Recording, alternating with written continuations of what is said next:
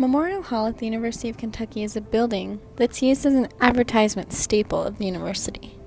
Built in 1929, its original purpose was to honor the fallen soldiers of World War I.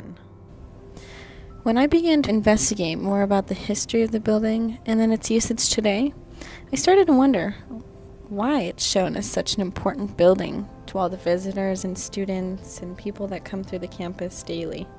My goal today is to talk to people that are actually using the building, usually students, and ask them if they have any idea what the initial purpose of this building was.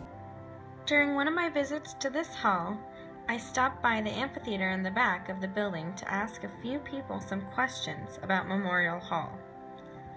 When I looked around the amphitheater, I noticed a whole plethora of students studying on the grass.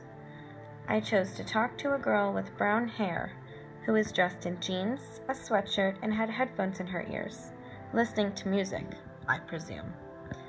She also appeared to be studying. What's your name? Maddie Berlin. I'm a freshman here at UK. And what are you doing at Memorial Hall today? I like to study in the amphitheater behind it. It's nice and comfortable and peaceful. This is definitely true. The trees behind the amphitheater create great shade to study under on a hot day. Also, as long as it's not a passing period between classes, it remains fairly quiet. Do you know what the purpose of Memorial Hall is? I do not. I know it represents some war, but other than that, I don't know why they made it so monumental here at UK. Here, we see Maddie, our interviewee, really stretched to even remember who the hall is supposed to be honoring. This question also formed a question in her mind that she may have never even considered before. And that is, what's the big deal about Memorial Hall? We go back to Maddie again. Why do you think that they chose this building to be the symbol of the university? I don't know. It's pretty random. And there it is. Maddie begins to question what the big deal about Memorial Hall really is. It is very clear here that the purpose for Memorial Hall, which is to actually be a memorial, is just not getting through to a large majority of the students at the University of Kentucky. Many students, such as Maddie, don't even know who the hall is supposed to be honoring. I looked around the amphitheater again and caught eyes with a tall, thin girl with strawberry blonde hair. She was wearing black jeans, boots, and a sweater. She was reading a book in one of the chairs on the grass. Here are some of the things she had to say. What's your name? My name is Abby Hazeman. And what year are you at UK? I'm a freshman. Another freshman girl.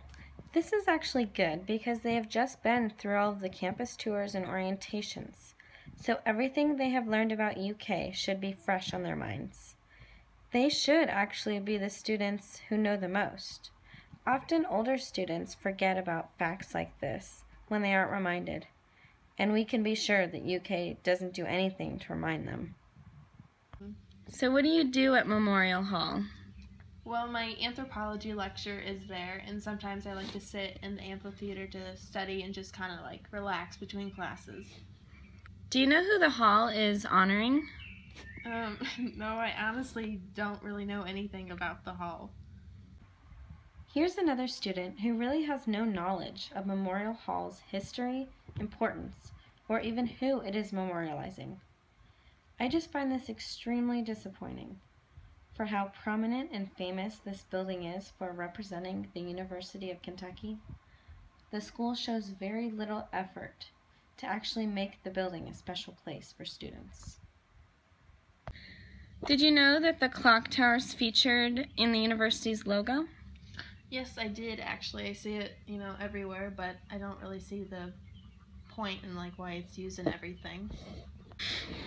Do you think UK makes it known to the students why they use it in their advertisements and in the logo?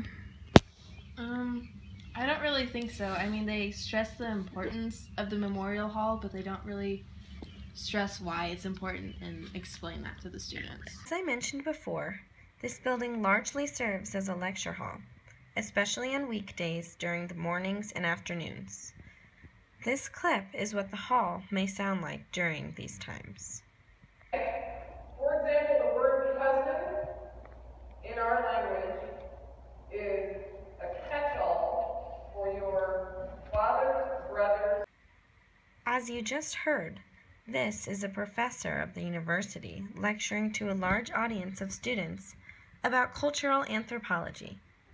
In order for all of the students in the back to be able to hear, she speaks into a microphone, and at the front of the room is a very large projector screen where she displays her PowerPoint presentation of the material. Keep in mind that there are around 250 students in this class. In the late afternoon and evenings, and on the weekends, the hall is almost completely unoccupied.